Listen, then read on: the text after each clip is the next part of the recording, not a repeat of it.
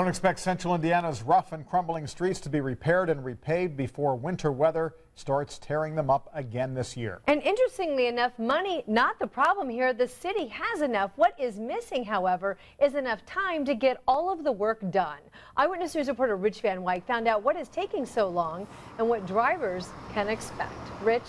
Anne Marie, the list of streets in dire need of emergency repairs, repaving, is about 3 pages, 130 streets long.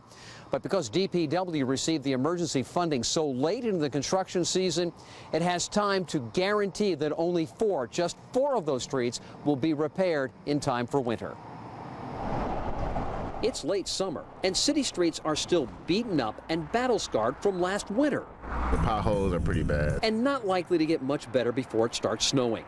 The city has enough money, but too little time to get repairs and repaving done. I don't understand why they don't have time.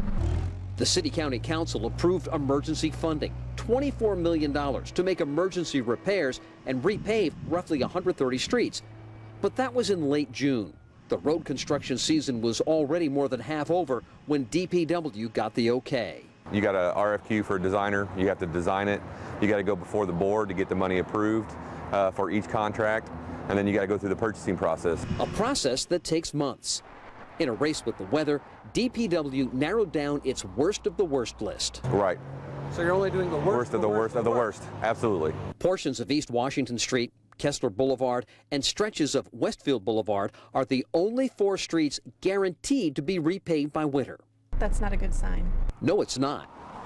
Getting that guarantee will cost taxpayers considerably more money, and streets left lingering on that waiting list are in terrible shape.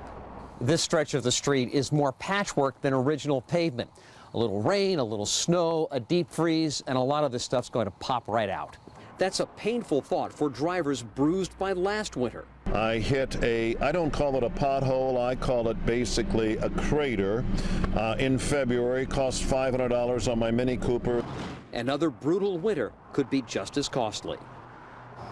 DPW isn't giving up. It's going to try to get more streets done before that winter deadline, but isn't making any additional guarantees. Either way, all those projects are being put out for bid. Awarding those contracts, DPW says, will allow contractors to hit the street running when construction season begins again in the spring. Reporting live, Rich Van Wyk, Channel 13 Eyewitness News. All right, thank you, Rich.